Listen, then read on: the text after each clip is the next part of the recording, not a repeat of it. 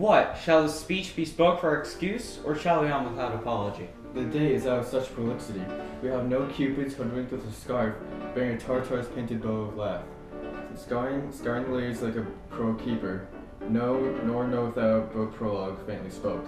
After the prompter, before our entrance, but let them measure us by what they will. We'll measure them the measure, and be glad. Give me a torch, I am not for the same. Being but heavy, I will bear the light. Nay, gentle Romeo, we must have you dance. Not I, believe me. You have dancing shoes with nimble soles. I have a soul of lead, so stakes me to the ground I cannot move. You are a lover.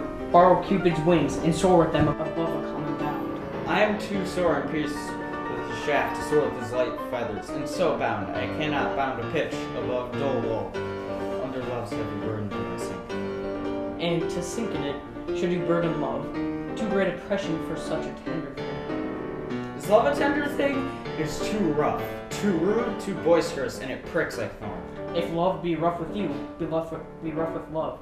Prick love for pricking, and you beat love down. Give me a case to put my visage in, a visor for a visor. What curious eye doth quote deformities? Here are the beetle brows shall blush for me. Come, knock and enter. And no sooner in, but every man betake his own to his light. A torch for me, let wantons light of heart tickle the senseless rushes with their heels. For I'm proverb with the grandsire phrase, I'll be a candle holder and look on. The game was never so fair, and I am done. Tut, done's the mouse, the constable's own word. If thou art done, we'll draw thee from the mire of this Sir Reverence love, wherein thou stickst up to the ears. Come, we burn daylight. Ho! Nay, that's not so. I mean, sir, in delay, we waste our lights in vain, like lamps by day. Take our good meaning, for our judgment sits 5 times in that ear once in our 5 wits. And we mean well in going to this mask, but 'tis no wit to go. Why, may one ask? I dreamed a dream tonight. And so did I. Well, what was yours? That dreamers often lie. In bed asleep, while they do dream things true. Oh, then, I see Queen Mab hath been with you. She is the fairy's midwife, and she comes in shape no bigger than an agate stone, on the forefinger of an alderman, drawn with a team of little atomies, athwart men's noses as they lie asleep. Her chariot is an empty hazelnut, made by the joiner squirrel or old grub, time out of mind the fairy's coachmakers.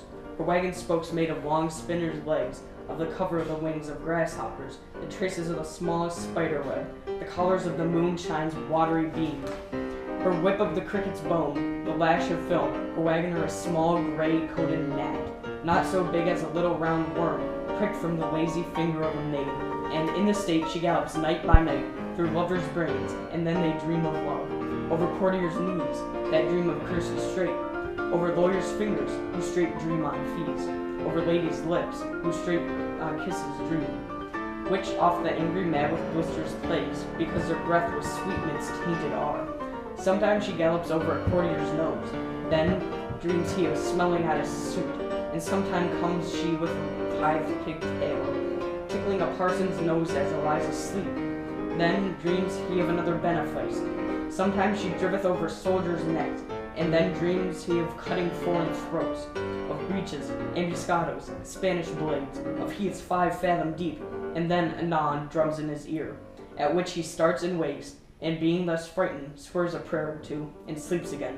This is that very mad that plats the manes of horses in the night, and bakes the elf flocks in foul sluttish hairs, which once untangled, much misfortune bodes. This is the hag, which when maids lie on their backs, that presses them and learns them first to bear, making them women of good carriage. This is she. Peace, peace, Mercutio, peace, thou talkest of nothing. True, I talk of dreams, which are the children of an idle brain, begot of nothing but vain fantasy, which is as thin a substance as the air, and more inconsistent than the wind, who woos even now the frozen bosom of the north, and being angered, puffs away from thence, turning his face to the dewdrop in the south. This wind, you talk of, flows us from ourselves. Supper is done, and we shall come too late.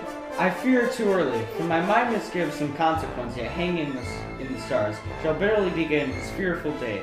With this night's revels and expire the term of a despised life closed in my breast, as some vile forfeit of untimely death. But he that hath steered from my course, direct my sail. On, lusty gentlemen.